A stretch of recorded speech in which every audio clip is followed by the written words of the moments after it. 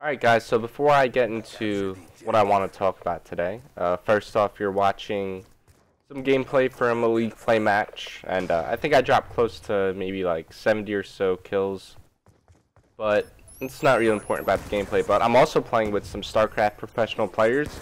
I got a chance to play with Quantic APOC and Quantic Wang Sin, and APOC is a Terran player, Wang Sin is a Protoss player, both for Team Quantic Gaming, of course.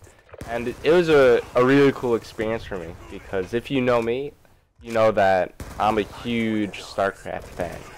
So getting the chance to just even talk to these guys is it's really cool for me. And I even got a chance to meet Wang Sin at the Twitch TV party back in Anaheim. And I'm gonna meet Apocalypse or APOC at Columbus. But anyways, by the title, you know, you're probably wondering why I'm a free agent again. So pretty much I explained in the last video that we wound up dropping Neslo, and the team was going to be me, Cosmo, and Davis, but I wasn't really a part of the decision to drop Neslo.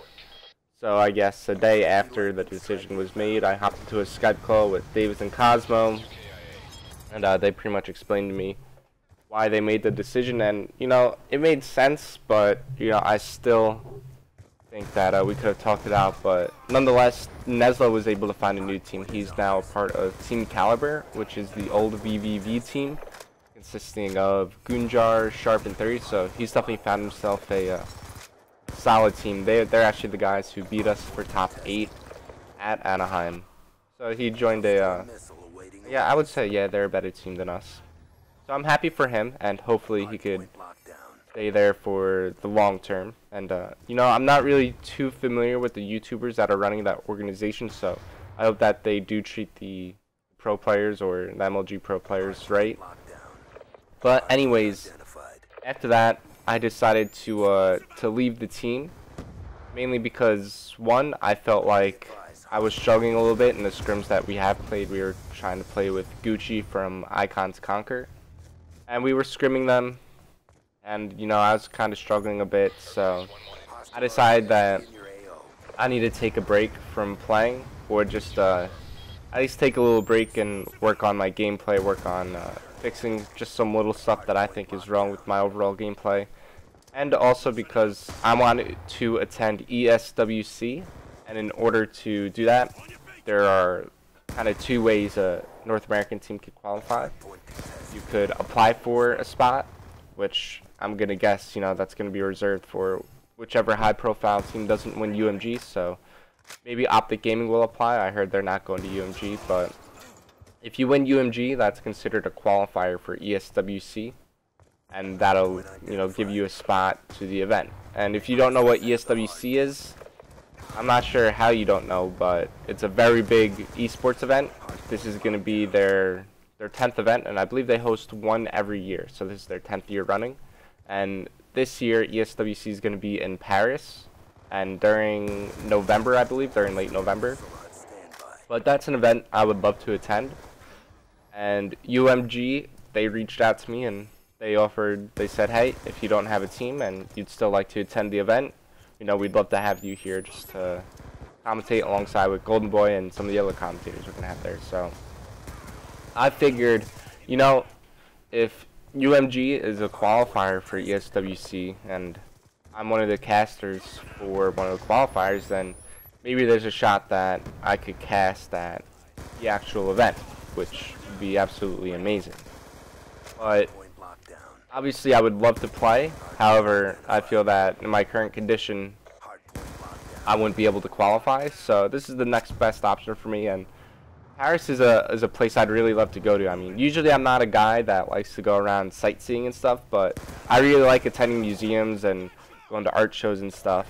And you know, obviously Paris, you could do that there. There's the Louvre, which is very famous. But anyways, so that's kind of my thought process behind the whole thing, and hopefully it works out as planned, because you know, it's freaking Paris. I mean, who wouldn't want to go there? But in the meantime, I guess I'm a free agent.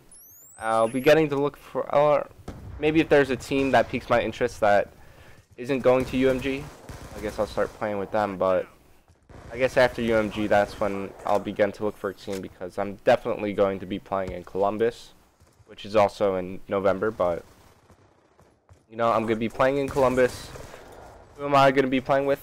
I don't know yet. You know, it's quite far away, so I'm kind of hoping that after UMG we'll see some roster changes, because that's kind of the trend with Call of Duty. You know, teams change rosters just about every major tournament. They don't get the result that they desired, so maybe we'll try to find a team, or at least hopefully a team I feel like I can win with. But leading up to that moment, I'm just gonna be practicing. I'm gonna be just taking things a bit slower, you know, just practice here and there, look through a lot of theater on my game, just try to take the StarCraft approach to this. I said before that I really like StarCraft. I like how the players handle themselves. So usually when a player is struggling with StarCraft, they won't compete in a tournament for a little bit, and they will just focus on their condition, they'll focus on their practice, their builds, and they'll watch a lot of gameplay on themselves. So I guess that's kind of the route I'm going to be taking. But let's talk a bit about UMG. So I already told you it's a qualifier for ESWC, an event that I would love to go to. But from the teams that I think are, or at least I heard are confirmed, are Envy, which is going to be big because they just made a roster change. They got Zaynville left the team, and they got Karma from Impact. And then, of course, Impact will be attending, and they had their new fourth, John. Now, there was a bit of Twitter drama regarding Impact over the past few days. And, it looked like they were going to break up, but I'm happy they're staying together because, you know, that team has really never placed outside of the top 4. I mean, you could say they got third at Gfinity, but they share the third, fourth placing with Optics, so you can't really make a definite answer on that. But they've never placed outside of the top 4, so that team has seen a lot of success, and for them to break up, I think it would be quite foolish. But they're going to bring on a coach, which, I mean, hopefully it's not Boss Nasty, but we'll see what that coach could bring to the team, whoever they decide it's going to be. I'm a little upset Optic isn't attending UMG because, you know, I mean, if you see all these other big name teams there, you know, I figured Optic would try to get that elusive first place finish. They've placed third at just about every single tournament, so they're kind of like they have the third place curse right now, and I think it's going to end soon. I thought they had a really good chance at winning Gfinity. They've been playing really well recently, so we'll see if they could keep it up. I'm sure that the team house will only benefit them. But who else is attending? I don't think any European teams are going to attend, as they have their own qualifiers. Actually, EGL 10 is on the same weekend as UMG, so there's some conflict there. So I'm not sure if we'll be seeing any EU teams come to UMG. But, you know, of course, we'll be seeing the Unite Gamings. We'll see all the other teams, but usually it's going to be a battle of, oh, I forgot Complexity. I don't know how I forget them, but they're definitely going to be attending. But, you know, all those teams that I've mentioned, they could easily apply and try to get a seed from the event.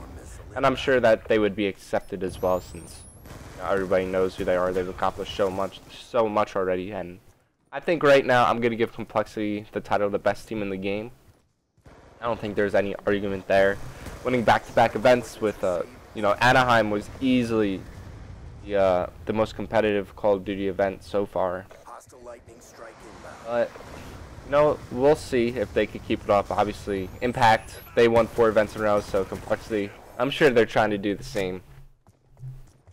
But what else can I talk about for the last minute? Well, let's see, there's around like what, a minute 30 left, if I could read correctly. But I think right now I have around maybe 50 or so kills, maybe going up to the 60s. Yeah, there you go. So I really want to get 70 kills right now, and I'm just trying to kill whore my way up to 70 kills. And these streaks are going to help out a lot, because I'm going to get 4 kills with this Lightning Strike, and then I'm going to get 3 kills with the Hellstorm, and then I only needed 2 more for 70, but I wind up choking it in the end. Well, not really choking, I didn't really see anyone to kill, but it would have been cool to get 70 kills, but I think I'll settle with 69. So yeah, I'm at 68. I get the 69th right here. But anyways, I hope you guys continue showing me the amount of support you have been over the past few days, since it has risen. And make sure you tune into UMG. It's definitely suiting up to be a great event. But there you go, 69 kills. I hope you guys enjoyed the video, and there's definitely more to come.